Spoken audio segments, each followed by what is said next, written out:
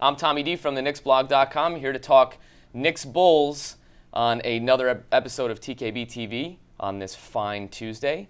Joining me once again, Brian Geltzeiler, Hoops critic. How are you, sir? I'm good, Tom. How you doing, bud? Doing very well. And Moke Hamilton from Sheridan Hoops. And Moke, let's start with you.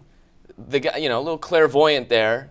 Write the article on Friday for Sheridan about a great matchup with the Knicks, Knicks and Bulls. The Knicks come out on Sunday and really put together, in my opinion, their best performance. They didn't play 4 great quarters, but they played well enough. They got a couple of breaks and some missed free throws down the stretch, and of course, Carmelo does what he does best and closes out games. Right. Now, when I wrote the piece initially, the two main reasons why I thought that the Knicks could give the Bulls trouble are because the Knicks are a magnificent defensive team. And I say magnificent. That's the word I'm going to use there. And also because Carmelo, over the past couple of games, Carmelo is coming around. And if you look at what he's been doing over the past couple of games, his performance has been going like this. He's getting better and better. Over the past 7 games, Carmelo's averaging 30 points a game. He's grabbing 8 rebounds. He's dishing 2 assists, which is not that much, 48% from the field. But the biggest thing is that he is playing such a great two-way game. He's playing as well as he played when he and Chauncey made a run to the Western Conference Finals a couple years ago. And if that's the Carmelo that the Knicks are going to have for the rest of the season, and if Derrick Rose, who is questionable tonight with an ankle issue, if that's what he's going to be giving the Bulls the rest of the season, I do think the Knicks would have a shot against the Bulls in the first round. Brian, Moke mentions two-way players, and that's my thing. I mean, for so long watching this team, they've had guards who are one-way players and really very limited players on, the other side of the ball defensively.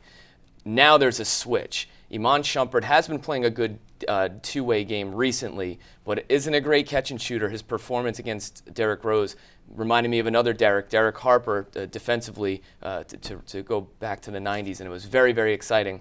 But he needs to really improve on the offensive side of the ball to be a really consistent starter in the NBA, in my opinion.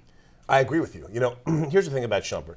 He's become a terrific defensive player in a short time in the league.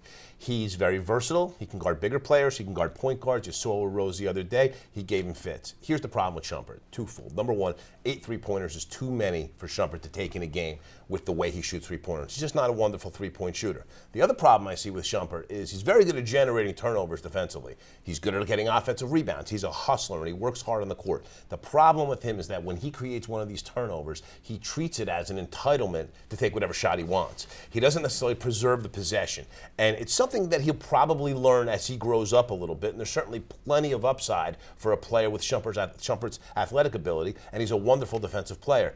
Maturity needs to come on the offensive side of the ball, Tommy. It's a hard thing as a coach. I mean, I would think that Woodson says, well, listen, if you're going to make those effort plays, then sure, you can shoot. Nobody's going to argue. If you get a rebound, you should have the I wouldn't say entitlement, but the opportunity, especially if you have Carmelo who shoots a ton. They need a guy like Shumpert. They need a J.R. Smith. They need Fields. They need these guys to be able to catch the ball and make outside shots. No, they certainly do. But the question becomes for Shumpert, and he's not the best guy in catch and shoot, but it's not always catch and shoot. There's a lot of shooting off the dribble with Iman Shumpert, and he's not a wonderful shooter off the dribble. He can take the ball to the rim aggressively, and certainly catch and shoot, he's acceptable. He's got to get better there. But a lot of stuff is Shumpert taking, leaners in the lane and stuff on one foot, and he's got to really calm down that part of his game, and again, needs to mature a lot as an offensive player in the league. A lot of talk about Carmelo playing the 4, Woodson putting him in the position to play the 4, which is funny because it's a small lineup, and people used to kill Mike D'Antoni for playing the small lineup, but it's been very effective. Now, moving forward, hopefully as they move towards the playoffs, where do you inject Amari Stoudemire into this situation? Carmelo is flowing. They've proven to struggle playing together. So now, where does Amari fit? He has to be reintroduced into something that's really, really good right now.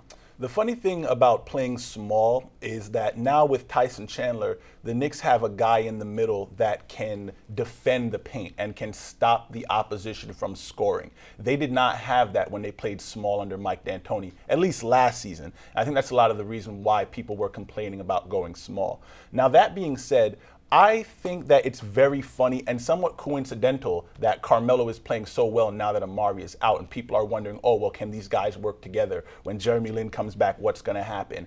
I think at the basis of the Knicks' success thus far without Amari is the fact that the floor is open for Carmelo. Carmelo's getting the ball under the free throw line. He's getting the ball on the box. Inside out. If that happens, Carmelo can continue to do what he does, even if Amari is on the floor. The biggest thing and I feel like a broken record saying this again, but the biggest thing for the Knicks' success and for the success of Amari and Carmelo is for Amari to go back to being automatic from 12 to Mid-range. 18 feet. Absolutely. Last season, when he scored 30 points per game in those 9 straight games, he was not missing from out there, and that's what Amari needs to get back to.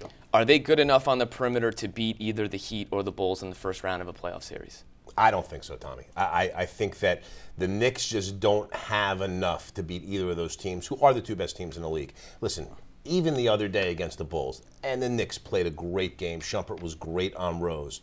Okay, but they needed 4 consecutive missed free throws between Deng and Derrick Rose, plus Carmelo to throw in 2 shots in excess of 25 feet, one in the regular period, one in the overtime, for them to win the game. So a lot of things, low percentage plays, had to happen for the Knicks to get by the Bulls at home. I think they have a big problem with either the Bulls or the Heat in the playoffs. Either way, for me, it was a great game to watch, and it did bring back the memories of the 90s with the old Bulls-Knicks series. Very gritty. Very gritty, tough.